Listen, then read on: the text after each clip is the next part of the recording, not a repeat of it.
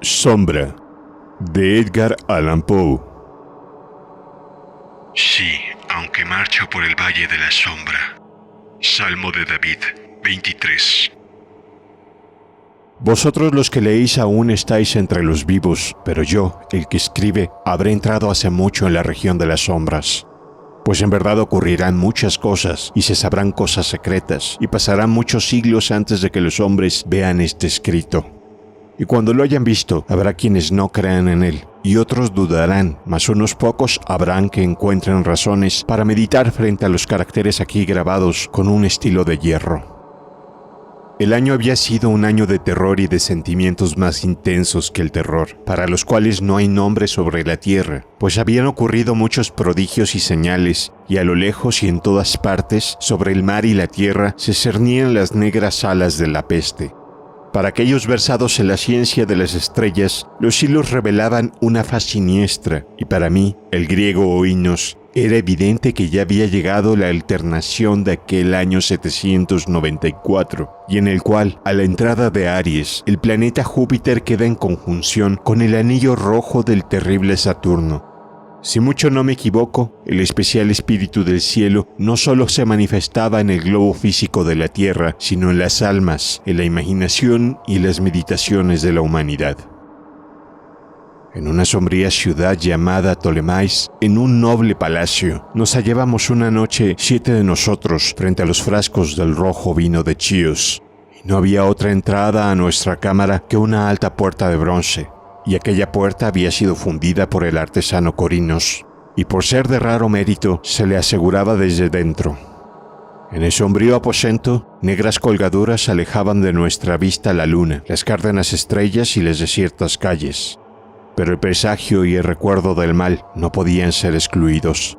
Estábamos rodeados por cosas que no logro explicar distintamente, cosas materiales y espirituales, la pesadez de la atmósfera, un sentimiento de sofocación, de ansiedad y, por sobre todo, ese terrible estado de la existencia que alcanzan los seres nerviosos cuando los sentidos están agudamente vivos y despiertos, mientras las facultades yacen amodorradas.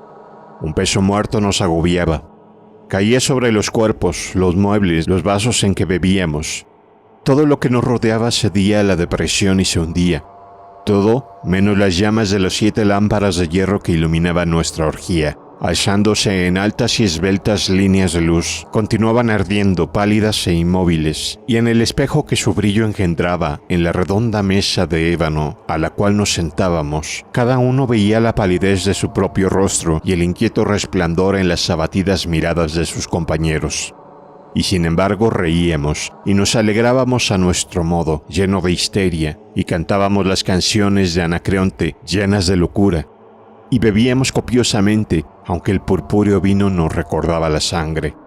Porque en aquella cámara había otro de nosotros en la persona del joven Zoilo, muerto y amortajado, y así tendido cuán largo era, genio y demonio de la escena.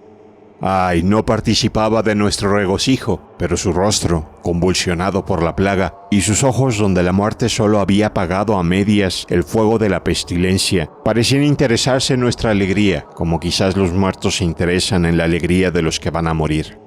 Mas aunque yo, oínos, sentía que los ojos del muerto estaban fijos en mí, me obligaba a no percibir la amargura de su expresión, y mientras contemplaba fijamente las profundidades del espejo de ébano, cantaba en voz alta y sonora las canciones del hijo de Teos.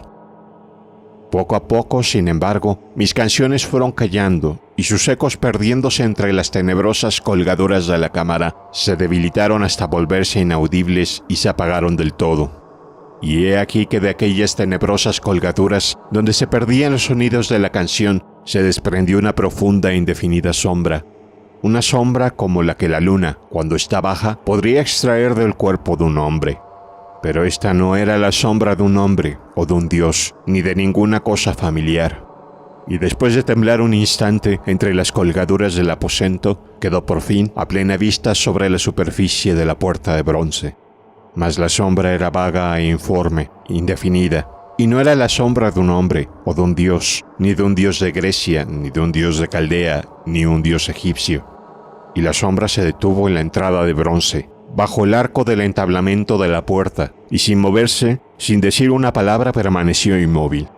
Y la puerta donde estaba la sombra, si recuerdo bien, se alzaba frente a los pies del hombre zoilo amortajado. Mas nosotros, los 7 allí congregados, al ver cómo la sombra avanzaba desde las colgaduras, no nos atrevimos a contemplarla de lleno, sino que bajamos los ojos y miramos fijamente las profundidades del espejo de ébano.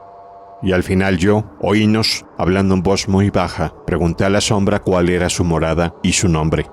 Y la sombra contestó: Yo soy Sombra, y mi morada está al lado de las catacumbas de Ptolemais y cerca de las oscuras planicies de Clisio que bordean el impuro canal de Caronte. Y entonces los 7 nos levantamos llenos de horror y permanecimos de pie temblando, estremecidos, pálidos, porque el tono de la voz de la sombra no era el tono de un ser, sino el de una multitud de seres, y variando en sus cadencias de una sílaba a otra, penetraba oscuramente nuestros oídos con los acentos familiares y hartos recordados de 1000 y 1000 amigos muertos. Fin.